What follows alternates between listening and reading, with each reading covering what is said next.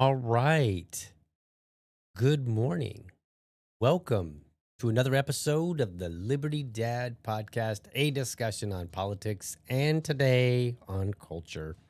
I'm your host, DL, America's most objective libertarian. If you're tuning in live, thank you so much for giving me your time so early. All right.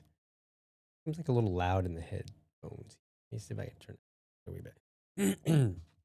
All right, I want you to remember, if you are a candidate running for office and you'd like an opportunity to be on the show, then I want you to head on over to candidates.libertydad.com and get yourself booked. The link is in the show notes. Available times are Tuesday and Thursday mornings at 7:30 a.m., Wednesday and Thursday evenings at 7:30 p.m. All times are Eastern. And if you're wondering, DL, do you have any upcoming guests? In fact, I do. Tomorrow night, Ty Galvin, I think that's how you say his name, he will be joining me to discuss his run for Assembly District 21 out of Nevada. And then Thursday night, Ben Weir, good friend of mine, he'll join me to talk about his run for Merrimack County Sheriff out of New Hampshire. So be sure to join me for that. That'll be a fun conversation. All right. What do we got going on for today? Let's see. I was going to talk about something over the weekend. It was, you might know this streamer. His name is Hassan Piker. I think he's like a socialist or a communist. I don't know. He's somewhere in that framework. I don't really follow him. I don't pay attention to his stuff. But apparently he went to Cuba and people were like flipping out over the weekend over some of the details. You know, this champagne socialist living it up, whatever. I was going to talk about that, and there were some interesting things. But then yesterday, the internet blew up. Like, when I say internet, I mean like my sphere of X. You know, perhaps other people saw something different, but in the circles that I run in, there was a lot of conversation about this guy who made a post about his wife. And people went bananas. And in a way, it was disheartening. It really was. Like a lot of the comments, I was just like, wow, you guys are terrible people. You really are. You're just immoral, terrible, horrible people. A lot of them. Not everybody. So you might be like, Dale, well, what in the world was the fuss all about? So let me show you what started it all. Okay. Now, this post is not the one in question. All right. This one is a guy. His name is Tom Buck. I think he's a pastor. He just posted. I don't know what prompted him to post this, but he posted, if someone argues that a former promiscuous woman is, quote, damaged goods, which for the record, that happens all the time on social media. Goes on and he says, if someone argues that a former promiscuous woman is damaged goods and questions whether a Christian young man should marry her, remember Rahab. She was a Canaanite woman, a Canaanite prostitute, but became a mother in the lineage of Jesus. God redeemed her, cleansed her, and Salmon married her, right? And then you can go back and you can look in, I think it's like Ruth 4:1, something like that.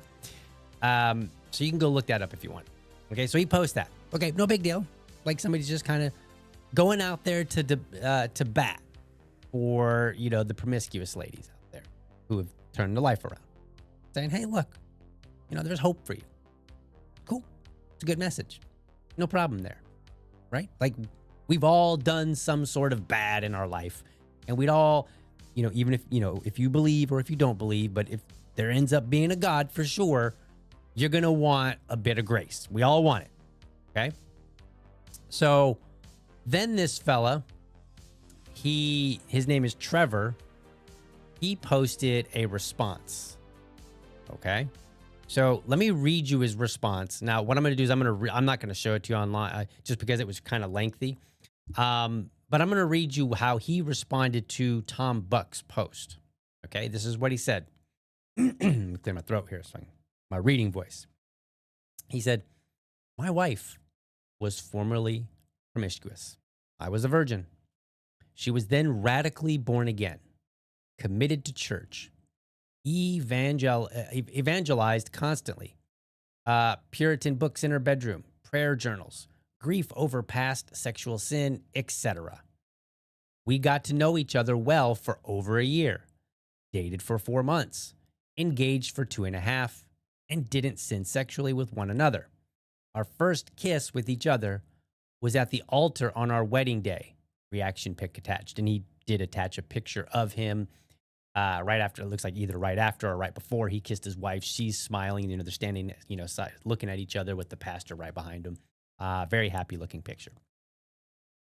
He then goes on and he says, we've been married for over 5 years now and she's been the most wonderful and godly wife, mother to our 3 children, and homemaker you could imagine.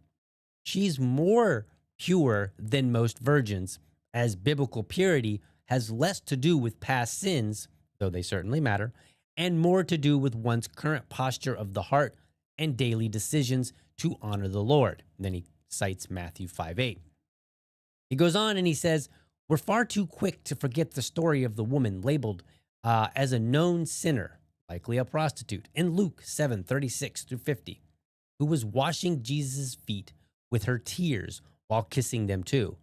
The Pharisees were shocked that Jesus let a public sinner do this. Jesus responded with a parable about debts being forgiven and ended with this powerful conclusion. Her many sins have been forgiven. That's why she loved much, but one who is forgiven little loves little. Luke 7:47. Now that's an interesting passage that you might want to keep in mind here in just a few moments. He continues on. He says, everyone seems to highlight the benefits of virginity, and it certainly has its blessing, but we forget to highlight the benefits of being forgiven much as well. My wife knows the depths of Jesus' forgiveness more than most people, enabling her to more easily live out a life of passionate love for her Savior. A woman or man's past sexual sins matter, but what matters far more when it comes to deciding who to marry is if the person is truly born again, if their repentance is real, if they truly have a heart for Christ, and if they truly follow Jesus and obey his commands. Quotes, God has chosen what is foolish in the world to shame the wise, and God has chosen what is weak in the world to shame the strong. God has chosen what is insignificant and despised in the world, what is viewed as nothing, to bring to nothing what is viewed as something, so that no one may boast in his presence. It is from him that you are in Christ Jesus, who became wisdom from God for us, our righteousness, sanctification, and redemption, in order that that as it is written, let the one who boasts boast in the Lord. 1 Corinthians 1:27-31. He ends it by saying, therefore, if anyone is in Christ, he is a new creation. The old has passed away, and see, the new has come. 2 Corinthians 5:17. Okay? And that is when the outrage began. Now, in a moment here, I'm going to show you the outrage and I'm going to offer my commentary.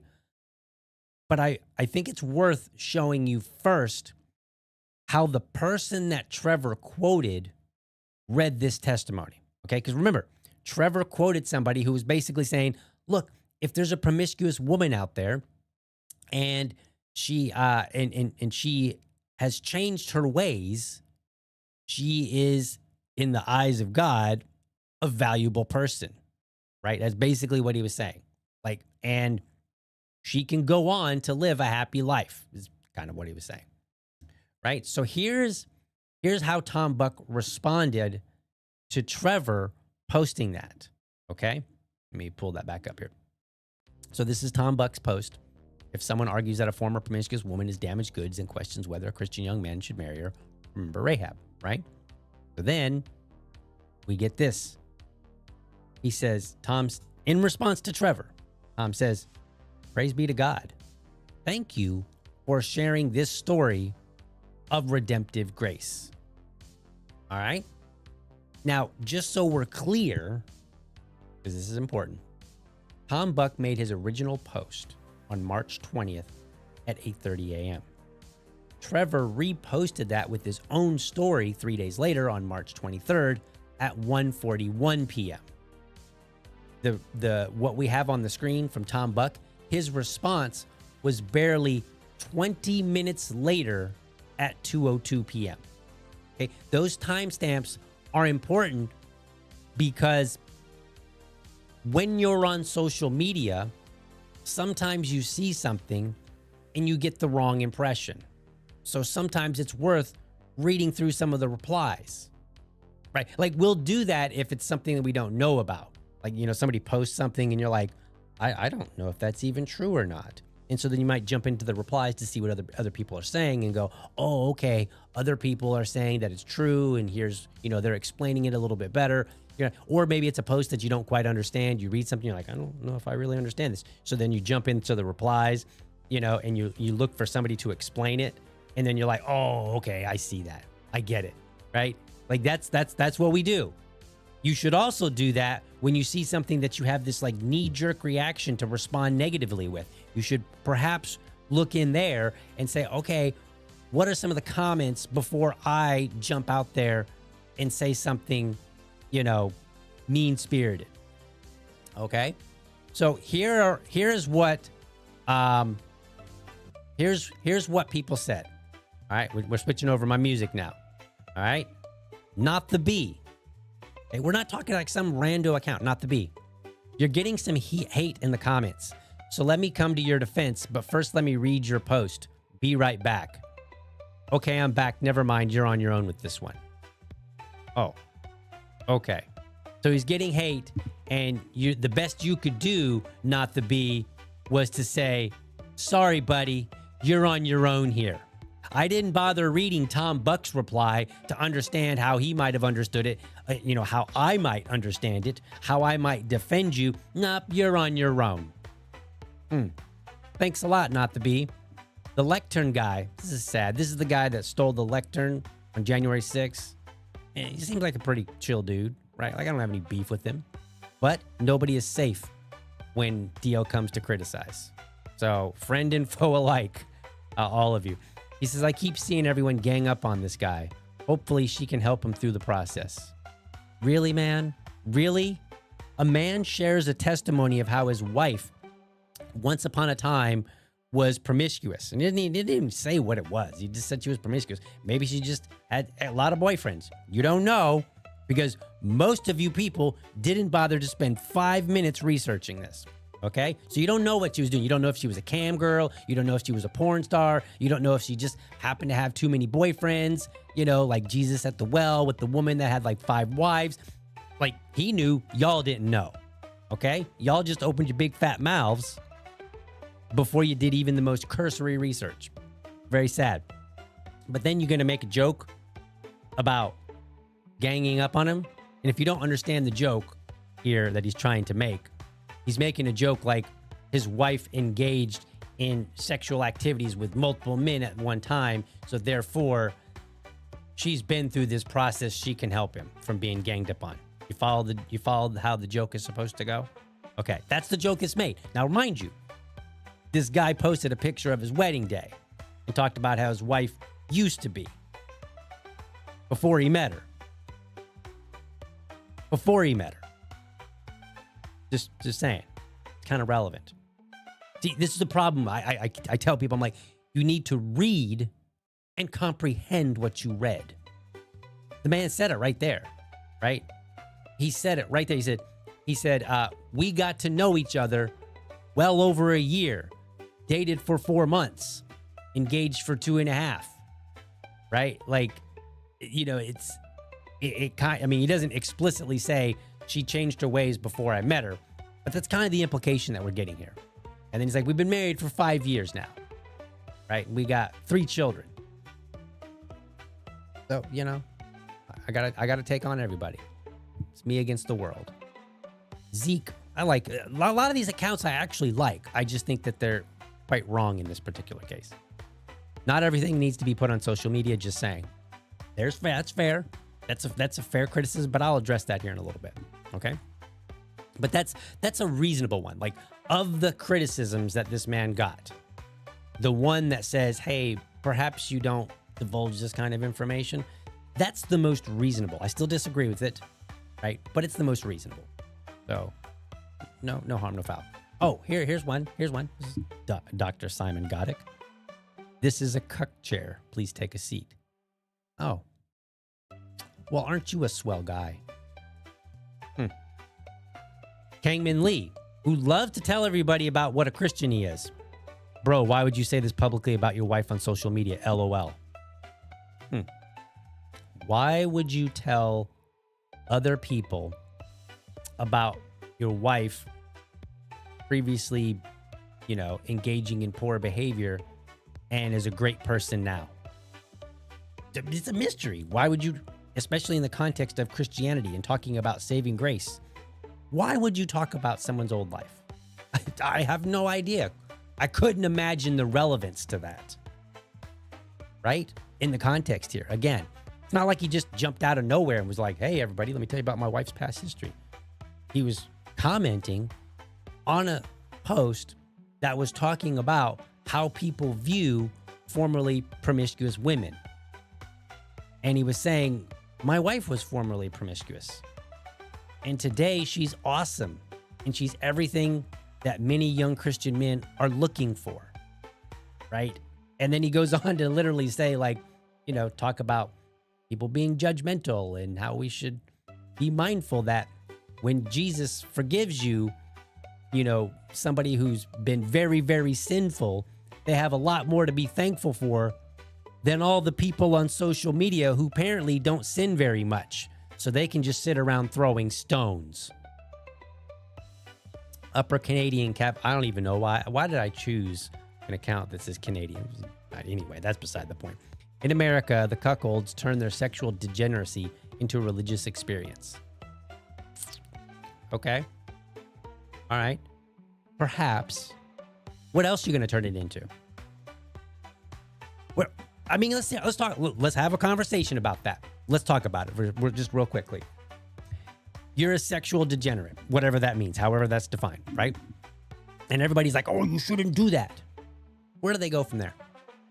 Where do they go from there that people will be like, good for you? Imagine if this was an alcoholic. Imagine if somebody said, my wife or my husband was previously an alcoholic, and then Jesus saved them. And they've been clean for 5 years, and they are such an awesome person now. Would somebody turn around and be like, in America, people turn their alcoholism into a religious experience? No, because we look at them and we go, yes, that's what you're supposed to do. If you're living a life that is not clean, however that is defined, then yes, for all the people out there that are like, this is a Christian nation, which, by the way, couldn't tell yesterday. Couldn't tell from social media that this was in any way, shape, or form a Christian nation. A Pharisee nation, yes. Christian nation, absolutely not. Was not able to tell that. Right? But nobody would say that if you were an alcoholic or somebody was talking about someone close to them who was previously an alcoholic. Right? Nobody would say that. Nobody would scoff at him and be like, I can't believe you would tell this story. How dare you? That's supposed to be hidden. We're not supposed to hear about that. People drive me crazy. The art of purpose. This one's interesting. Delete this. What will your children think of their mother when they read this? Probably, wow, my mommy's awesome. And look, she had a past life that wasn't so awesome. How about that?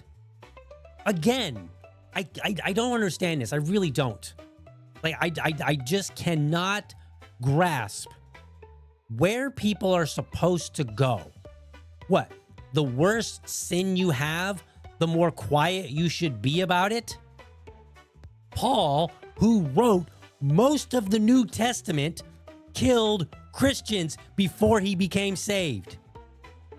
And every one of you hypocrites out there have no problem with him running around saying, hey, I used to persecute Christians, send them to their death.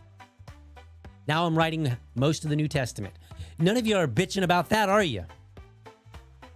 You're quite happy for that story. That testimony's okay. But the woman the guy who says, my wife was promiscuous, he doesn't even give you any lurid details. He just said she was promiscuous. You don't even know what that means. You don't know if she was like, who is that? Lily Thompson or whoever? The woman that slept with 1,000 dudes in one day. You don't know if that was her or if she just had, a few too many boyfriends. You don't really know. I can tell you don't know because I actually did a little research and I read her story that she posted online. We'll talk about that. whoever this is, why are you putting this out there for social media points? Why does anybody post on social media? I've been married for 16 years almost. My suggestion is that you delete this immediately. It's completely unnecessary and serves no purpose than to try to elevate yourself. Or, as Pastor Tom Buck said, it was a story about redemption. I'm just saying. Like, everybody's like making this out as if Trevor went out there and was like, guys, check out this. I scored me a woman that slept around a lot. Yeah, look how awesome I am. It's not what he said at all. He was like, look, she was this way. Now she's this way. Here's some scripture to support, this transformation. This one is particularly interesting. I had to break it up into multiple images here. So it comes from Zoomer. Okay, so I'm probably not a wise account. If you're that young, just throwing that out there. Be Trevor Sheets. Be a Christian simp. Christian simp. Oh, we're a Christian nation, right? Is that how we refer to Christians in this nation? Christian simp. Anyway, marry a reformed whore. Okay. Your wife was the village bicycle. Triple digit count. As far as I know, I don't know if that's true or not. Might be. You ignored every red flag. Ooh, this Zoomer seems to know Trevor very personally. He ignored the red flags. What red flags were there? Do tell, Zoomer. What were the red flags? That she had a past history that wasn't so clean? That's the red flag? The F was she supposed to do after that? What are people supposed to do if they've lived a terrible life in whatever that means, however described? What are they supposed to do? Just be like, well, I made bad choices. I guess I'm supposed to just never be happy. I got saved. I changed my ways for no good reason other than I just now am not doing this stuff that other people don't like, but I don't get to live a happy life after that. Because, boy, I wouldn't want to make the Zoomers online mad, would I? Date the ex-promiscuous chick for 4 months, marry her anyway, and post the wedding pic. Brag about her hoe phase online. Again, I don't know about bragging. Claim your ex-whore wife is purer than real virgins. I mean, he kind of based it in scripture. I guess Zoomer couldn't be bothered to pay attention to the whole point, the context of why Trevor was posting this. Act like all those past dicks magically vanished with a prayer journal. Pretty sure that's not what he said. You're basically a walking cuck. Turning your wife's slut history into a humble brag sermon is crazy. They divorced within a year, guaranteed. And then I'm not showing it because I'm not a jerk.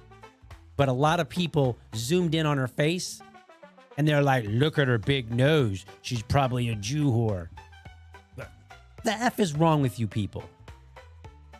If there is one thing that I think is vile, and I've held this since like 2020 when something similar happened in the Libertarian Party, it is taking somebody's wedding photo and weaponizing that against them. If you do that, I don't give a damn what you have to say after that. Don't care. You're a horrible person. I'll say it. I will say it.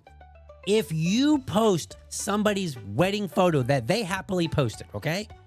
They're like, hey, check it out. Here's me and my wife. We're happy. You post that and you use that to insult their looks. To say, oh, look, she's got a big nose, or look at her smile, or whatever. If you do that, you are worse than the promiscuous woman. You're absolutely worse. Because you have time to sit and think about and say, hey, this is somebody's happy moment, and I'm going to go and try to destroy it. That's worse than the person who's like living a life of sin, or whatever, however you want to describe it, right? They're out there sleeping around and they're like, yeah, I think I'm having fun. And they're just deluding themselves, whatever. They're just making bad choices, objectively bad choices. But they're not out there like, let me just sleep with somebody so that I could ruin them, so I can insult them publicly online. But if you're the kind of person that's going to insult people, you're a bully. You're the exact reason why kids commit suicide. Right? You know, the kids that we read a story about a 13-year-old who was getting bullied and they couldn't take it anymore and then they committed suicide? Yeah, Zoomer, that's you. That's who you are. You're just the adult version of it, presumably. Man, I tell you what. Max says people log onto this app every single day and post personal things that you could not waterboard out of me. I mean, that's fair. I take no issue with this. These are some of the this kind of criticism is the respectable criticism. I don't agree with it. I mean, I do. Like, people do post way too much. I've seen what some of my mutuals have posted. I'm like, I don't know. Don't know if I would have posted that, right? But hey, you know, you do you, boo, I guess. I don't know if we still say that anymore. I don't know. Let's see what else. I just want you to know that posting shit like this will turn more young men away from the church than it will ever attract. Sounds like we're going to get to that. I got several things I want to get to. But let me just say, if you're a young man and you see somebody else post about their happy 5-year marriage with 3 children and how at least one of them, you know, was redeemed through grace, and that turned you away from church, you were just looking for a reason to be turned away. Because church is for people that sin. I mean, technically it's for everybody. But I want you to think about it. When was the last time anybody went to church and the message was like, I'm glad that all the people here are barely sinners. The barely 18s, they go to that other church. But this one, we got the barely sinners. No, the church is for the sinners because all of you are supposed to be sinners, right? That's the gist of it. So if you say I'm not going to church because this guy's happy ending here, happy outcome, you were looking for a reason. You just like there's no other way to describe it. There really isn't. Let's see what else we got here. Okay, let's talk about this one. So this one's interesting. People got meaner from there. And again, they were posting his wife and making fun of her looks. I don't think she looked bad. She's fine. Like, you know, like I don't generally comment on other women. I don't comment, you know, especially other married women, you know, but like, whatever. Even if she was ugly, so what? I mean, some of you aren't all that attractive. I've seen some of you. Okay. So, and then and for some of you that maybe are attractive, I've seen what's in your heart. So whatever. I don't care. But this is an interesting comment. And this one I broke up over a couple. So she says, if you talk to any boy between the ages of 18 to 22, he'll likely tell you that he's frustrated with dating because it seems like every girl is an OnlyFans or is sleeping around. That's fair. No argument there. Okay. Then he opens a social media app and the first thing he sees is some guy happy because he waited while his wife slept around, but it's okay because she found Jesus. Okay. This is an interesting way to frame it, but okay, whatever. She goes on and says, so the average young boy is reading it frustrated because it sounds like this guy is a cuck, and if he follows his path, he too will end up with a reformed hoe. Okay, that's not the moral of the story. The moral of the story isn't, hey guys, you too can have a previously sleazy woman. That's not the moral of the story. The moral of the story, which it seemed like everybody seemed to miss, was, hey, for the women out there that have been engaging in, you know, poor behavior, for you women, there's hope for you. You can stop what you're doing and live a better life. And you might even find a guy who really, really cares about you. Maybe that guy was a porn star. Maybe that guy was a virgin. Whatever. The point of the story was about grace and redemption. So if an average young boy is getting that, That's because half the internet was crashing out on their own stupidity. Brittany goes on here and says, marriage needs a better marketing campaign. That I agree with. But here's the problem with a better marketing campaign. Let's take a man and a woman. Let's just take my life. We'll take mine. Okay? There's nothing particularly interesting about my wife's history that anybody would care about. Okay? She grew up in a standard home, mom and dad, went to school, came to the United States, took more school, got a job, worked really hard. Eventually, we met each other. Then we got married. Then we had a kid several years later. She's a happily married mother who, works in real estate, right? There's nothing really interesting there, right? This is a standard story, right? I might be the hoe, right? I lived a wild life before I met my wife, okay? So maybe my past history might be interesting, okay? But our marriage is not that particularly interesting. Because millions of people in the United States, millions of people across the planet, maybe even billions, millions upon millions of people across the planet live a have a happy marriage with some children, and it's just your standard kind of like, and I say this in a pleasant way, boring life. It's a boring life. What makes it boring? There's nothing particularly interesting. We're not out climbing Mount Everest as a family. You know what I mean? We're not doing anything particularly interesting. We're doing what half my neighborhood does. We get up, we have breakfast, we chat with each other, we rush really quickly to get out the door, those kind of things. We go to work, we come home, we have dinner, maybe watch a movie, play some board games, right? Like, I've talked about this before. The Andrew Tate lifestyle is kind of appealing to young men because it's different, it's unique, it's flashy, right? The Billy Graham lifestyle, if you want to talk about his family life, not his preaching, but his family life, Billy Graham lifestyle is boring. Nothing exciting about it, right? But it is rewarding, right? While my marriage, in a sense, is boring, and I mean boring in a positive sense. I don't mean it like, is it terrible or bad? I just mean like, there's nothing super interesting about the marriage in itself. Okay? It's very common. It's very standard. A lot of people share similar experiences that my wife and I have. Okay? That's all I mean by that. There's nothing to brag about. It's like, I could brag about it and everybody's like, yeah, I have that life too. You know what I mean? And that's the challenge. That's the challenge because it's rewarding. It's extremely rewarding. I love my wife. I love my son. I love my family. I think it's awesome. We have great times together, right? They're very rewarding. But a lot of people are having a rewarding family. I grew up in a family where my mom and dad were also very typical. At that time, my dad worked. My mom was a stay-at-home mom. What's exciting about that? Nothing really exciting. But just because it's not exciting doesn't mean it can't be rewarding.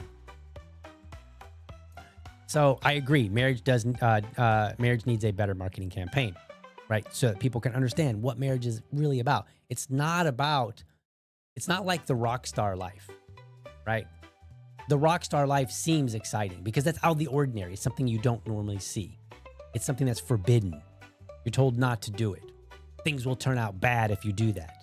And so when we see somebody that's doing it and looks like they're having fun, we're like, wow, that looks awesome. I want that. I want to be a rock star, have girls throw all their bras at me, and I make songs all day, and I sleep until noon, blah, blah. We have this vision of what that life looks like, and it just seems exciting. Then, as many people find out, when you get to that seemingly exciting life, you find out it's not so exciting. But when you get to the boring married life, you're like, damn, this is rewarding. It's something to wake up to. Like, looking back, I am far more excited to wake up and see my wife and my son than back when I was partying to wake up and think, man, after this headache goes away, I can't wait to get some more booze or do whatever, right? Like, I didn't look forward to that in the way that I look forward to my life now. Right? I enjoy those times. They're rewarding. Again, can't stress it enough. All right. So she goes on and says, many people have never seen a powerful marriage in real life. This is true. Everyone dreams of love and romance and feels like it's no longer achievable in this age. Also true. So, there it goes. Additionally, good girls also feel prodigal sunned when they see posts like this, because when a girl does bad things and sees the light, she still keeps all the OnlyFans money and gets speaking engagements, fame, and a guy simping over her anyway. Okay, here's the thing. Young ladies out there who are not OnlyFans stars. Okay, let me tell you something. I'm a married man, okay? My wife was never an OnlyFans star or anything along that line. I simp over her. I do. I'll say it. I'm not ashamed to say it because I love my family. And, and simp is kind of one of those words where like we use it in the pejorative, but in truth, many of the things that we call simping are actually good, So yeah, I do simp over my wife. I do think she's awesome. I do boast about her. I'm excited to be with her. And she wasn't an OnlyFans star. So if you're the young girl who's not an OnlyFans star, this story is not the only outcome. It's one outcome. And it just shows the redemptive grace that's supposed to be within the realm of Christianity, but that a lot of online Christians couldn't seem to muster and talk about. So if you're a young man or a young woman, probably don't listen to the internet ever, because there's some terrible advice out there. Brittany goes on and says, not saying people can't change, but these posts don't inspire the ones who need inspiration. They just end up pissing off the guys and girls trying to date. That's fair. But again, I could get on here and talk about my life, but it's pretty boring. I'm going to be like, hey, I had a date night with my wife, which I do sometimes. I'll post a picture of it. But they're just like, how is that inspiring? I don't like, and I'm not dogging my marriage. I'm just saying it's run of the mill. Run of the mill things are difficult to inspire people, right? Because it's like, yeah, of course everybody does it. Like lots of men take their wives on dates. And so that's what makes it challenging. All right, let's see. What else did I want to say? Oh, yeah. I'm looking at my notes. I'm like, what? The takeaway here that you can't have, the takeaway that if you're a young man or a young woman who has kept themselves pure and that you're resigned to finding some formerly debaucherous person, right? Or, instead of somebody else who is pure. That takeaway, the fact that you might read this story and walk away sad and sullen, that takeaway, I blame society. It's reasonable for a young person to have visions of settling down with somebody else who kept themselves pure the same as they did, right? That's reasonable. Or perhaps, settle down with somebody that at least kept their body count pretty low, okay? But the real message that married people and in society in general should be sending is one of being happy with whomever they ultimately end up with. The prize is not who the person was. It is who they become and the life that a couple builds together. I want you to think of it this way. When was the last time you saw a couple that has been happily married for 30, 40, maybe even 50 years, right? When was the last time you saw a couple like that who was asked about the secret of their success and they said, well, the reason I have a 50-year happy marriage that I wake up and I can't wait to see my spouse's face. The reason I have that is because I found somebody that was pure from the beginning. Or maybe they say, the reason I have this happy marriage is because I didn't marry somebody who was a former hoe. Nobody says that. Because again, it's not about who they were, it's about who they become, right? The answer always revolves around how the other person treated them in their relationship, the commitment that they made to each other, and how they handled rough times. Those are the things that we hear about. Like whenever I've talked to an older person, I'm like, yeah, what's the secret of your marriage? They're like, never letting things bother me too long. They'll say something like, don't let this is biblical. They'll say, don't let the sun go down on your anger. Don't go to bed angry. People will say all kinds of things, but it's always from the moment that they got together forward. Nobody talks about their past. Nobody's like, well, the secret of my success is that I married somebody with only a 1 body count or a 0 body count. That was the secret of my success. No, nobody says that, because that's not the secret to a successful marriage. The secret to a successful marriage is what you build together. That's what it is. Now, I want to address a few common objections that people had. Okay. So let's see here. A lot of people said this. They were like, dude, I can't believe you put your wife out there like this.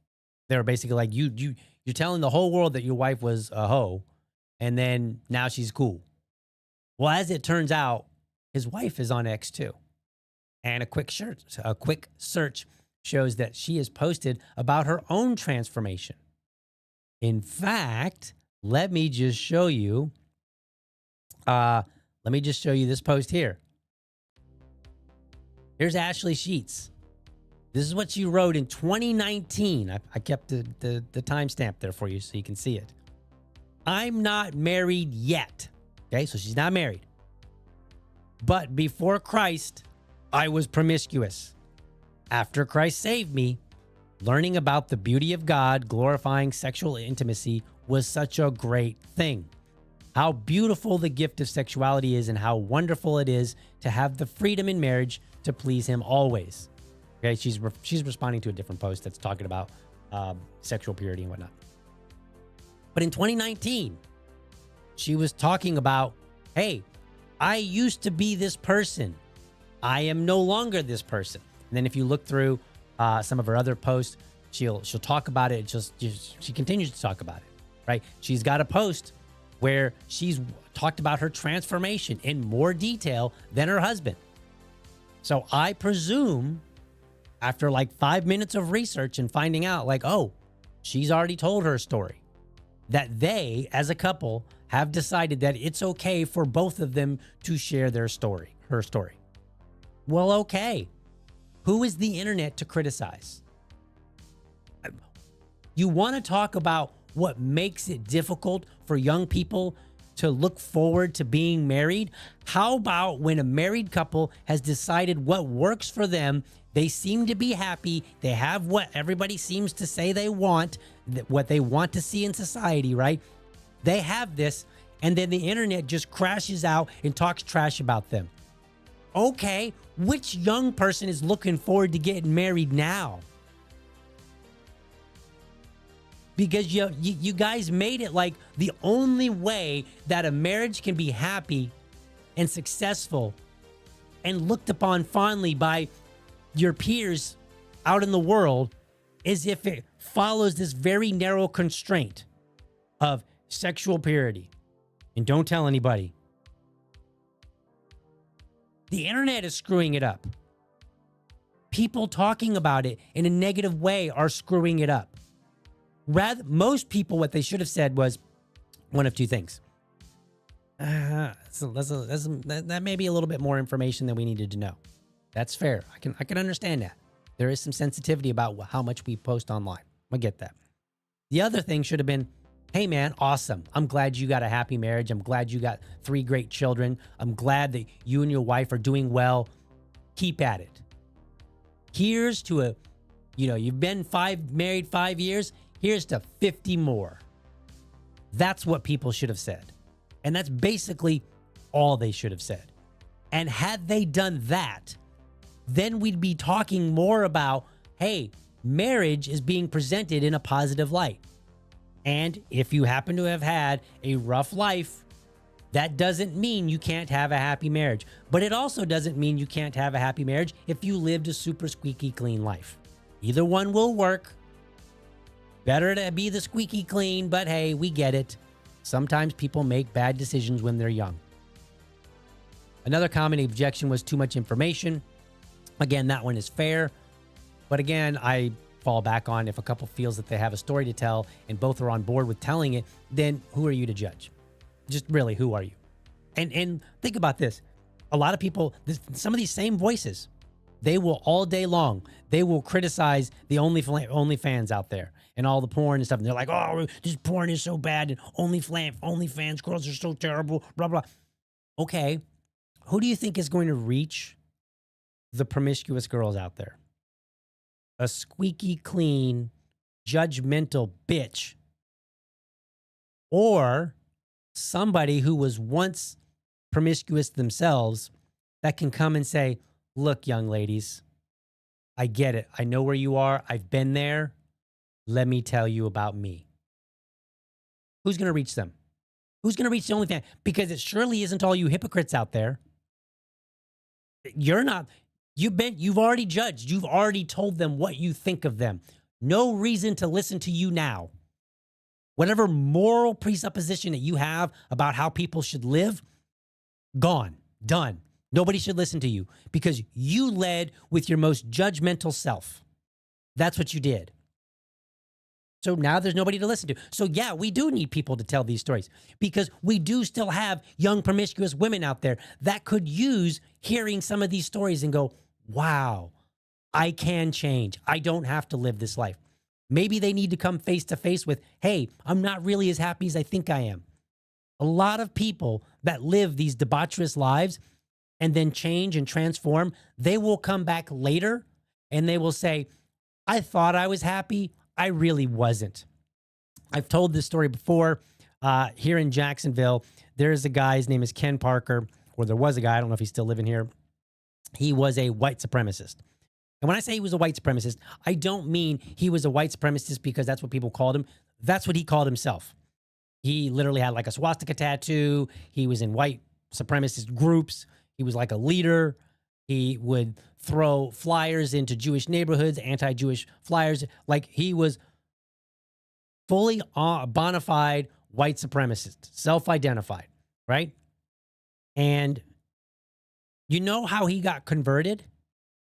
A woman from the UK named Dia Khan, a Muslim woman, he didn't like Muslims either. She came to the United States to film a documentary about white supremacy. She ended up crossing paths with him at the 2017 Charlottesville riot, okay? And then she took an interest in him, and she decided to interview him more. So then she traveled to Jacksonville, and she interviewed him for like, I don't know, a couple days or whatever. And he is no longer a white supremacist. And when you ask him, when you say, what is it that changed you?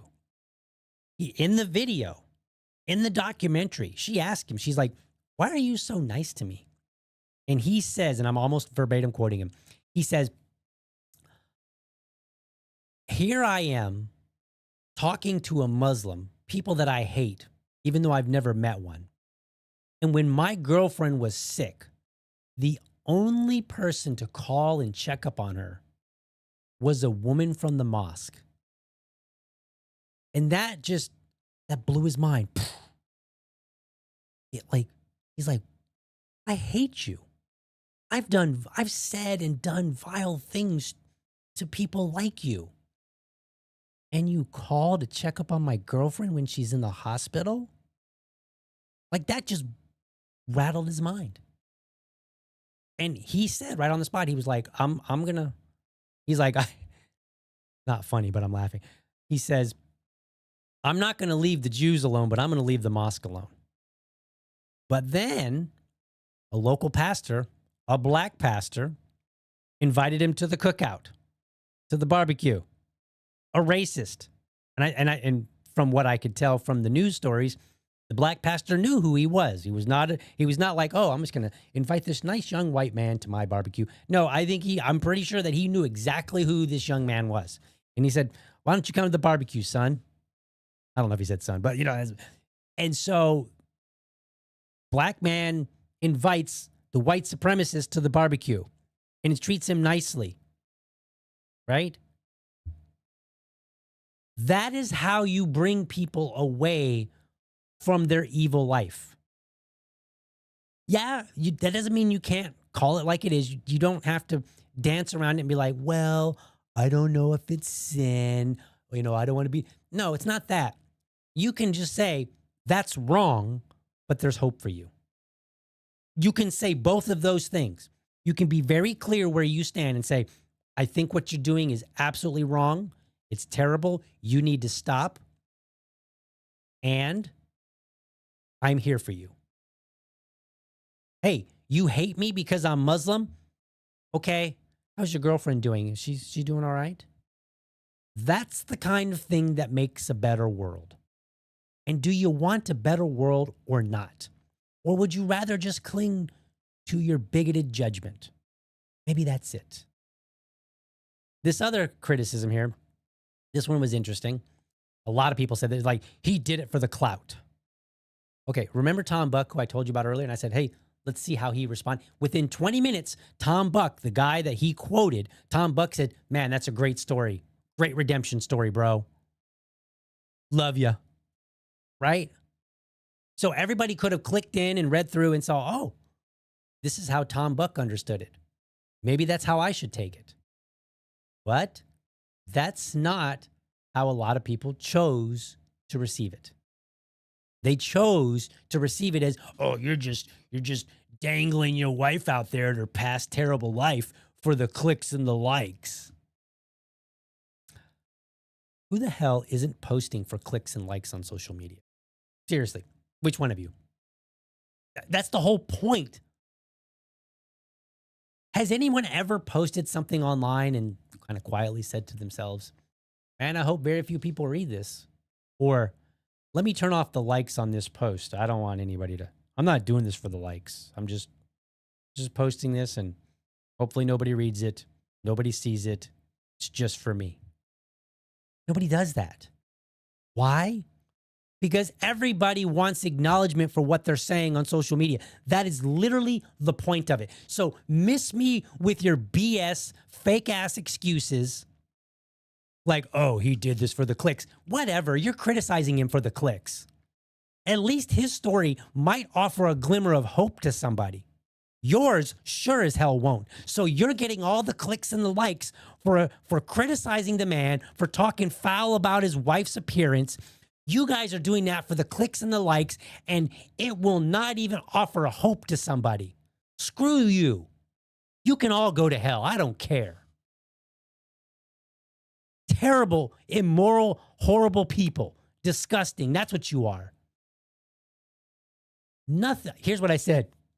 I said, nothing makes many so-called Christians on X more angry than a formerly promiscuous woman turned happily married mother. Why is that? Why is it that the moment you see that, you guys are like, the OnlyFans to trad wife pipeline is undefeated? Okay. Yeah. Isn't that what we want? We want women or people that are doing bad things to stop doing those bad things, those things that we see as immoral. Is that what you want? Where else are they supposed to go? They're supposed to be like, well, I shouldn't have been an OnlyFans star. I guess there's no love for me. Okay, great.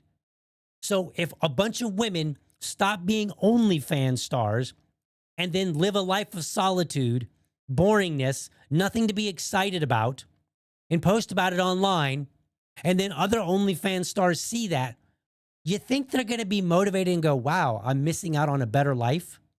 No. The whole point in life should be, in this very short life we have, it should be that we have something to wake up to in the morning. That we have something at the end of our life to look back, take our last breath, and say, I'm glad that I had these experiences. And the more years that we can put in someone's basket on their deathbed to reminisce on, can't even say the word. The more positive experiences, I think the better. And you don't even have to be a Christian to believe that. You can be a total hardcore atheist and you can say, hey, you know what? Maybe you shouldn't be super promiscuous, because you're probably going to look back upon that and be like, man, that's not the life I wish I'd lived. Right?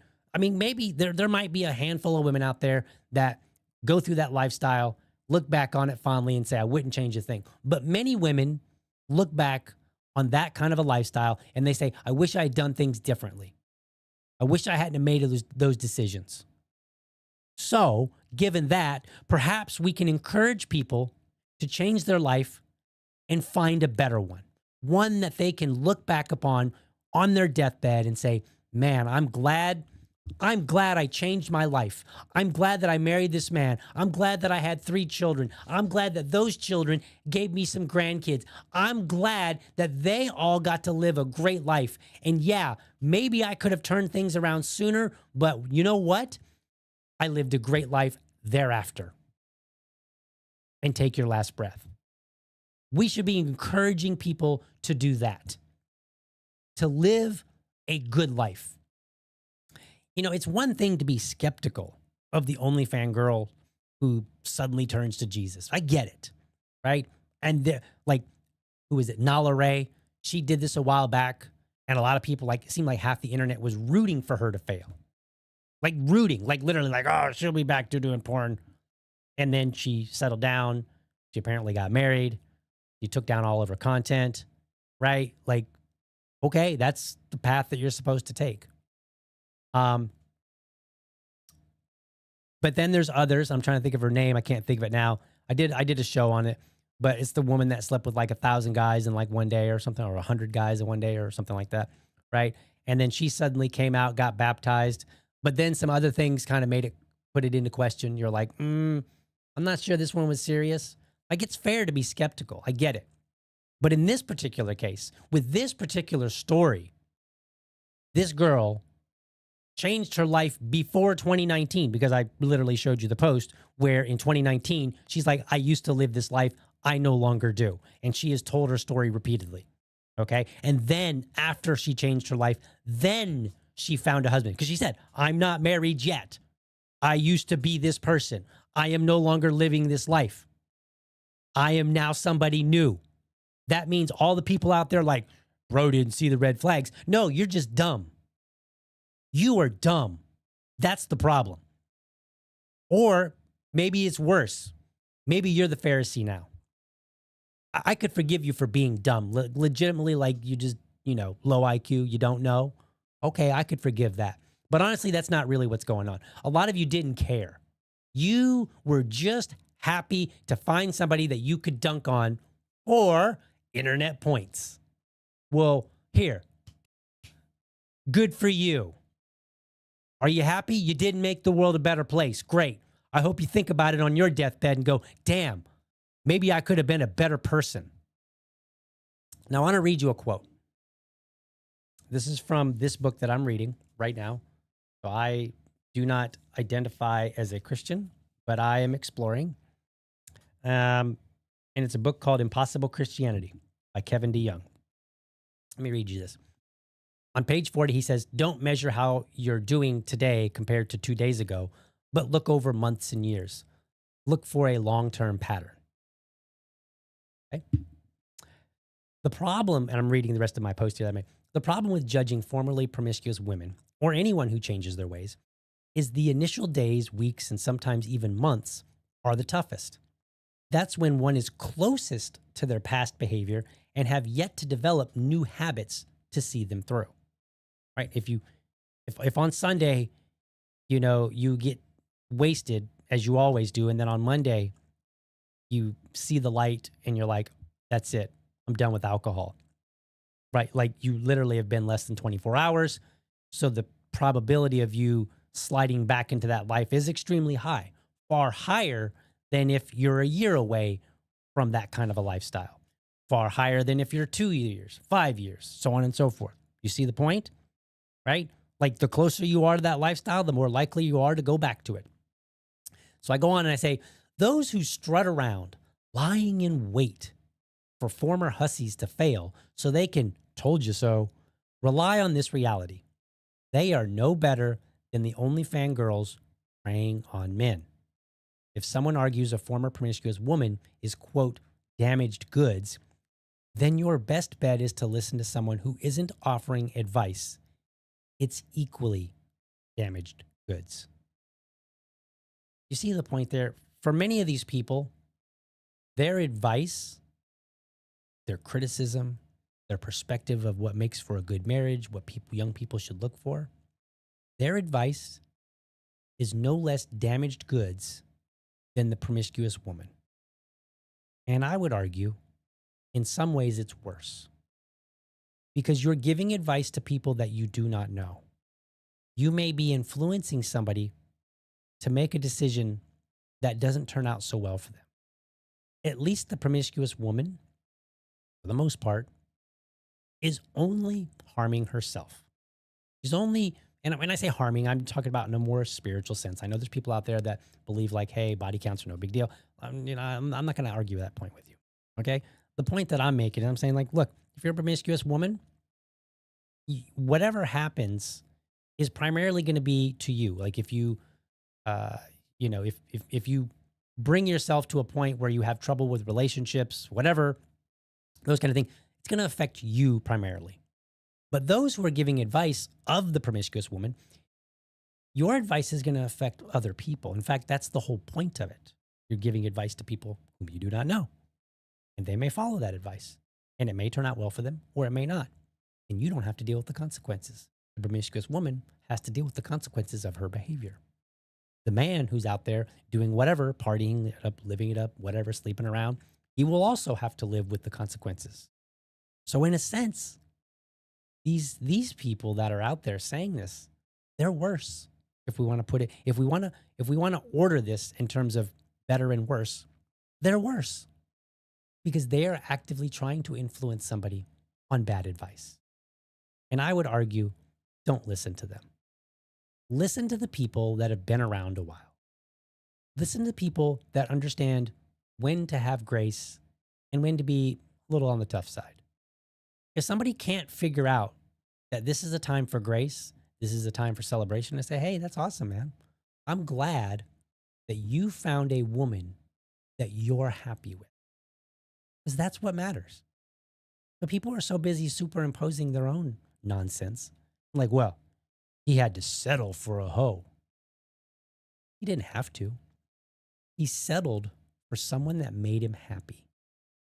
And if you can't be happy for him, nobody should listen to you. Should just ignore you because your advice is damaged goods. All right. That's my show, folks. Hope you found it informative, maybe a little inspiring to be better, right? Whether you're Christian or atheist or somewhere in between, right? Hopefully you take a look and you say, I want to be the person that inspires other people to be better. And I don't want to take somebody's happy moment and use it for internet points to say mean things about them. Hopefully that's the inspiration you get from this show, from this episode. Do me a favor, folks. Stop back by later and drop me a comment with your thoughts. Did I miss anything? Do I need to offer a correction? Maybe you just want to be promiscuous with praise. Whatever the case, I'm all ears. But with that being said, folks, I'm out. I will see you tomorrow. You know that I'm all about supporting organizations that hold my values. Make sure you head on over to blackgunsmatter.shop. They've got apparel, stickers, and more. Use the code LibertyDad, all one word, at checkout to score a 10% discount. Or just hit the referral link in the show notes. That'll make it so much easier. Remember, I'm not just a voice on a mic. I'm a dad who's working hard to deliver to you the best libertarian content. Connect with me on Linktree, where you'll find links to my Patreon and buy me a coffee, because, you know, every bit helps keep this show rolling. Plus, you can find me on my other platforms to stay in the loop. With your help, this show, The Message of Liberty, will be seen and heard by more people. As always, I appreciate you tuning in and look forward to seeing you in the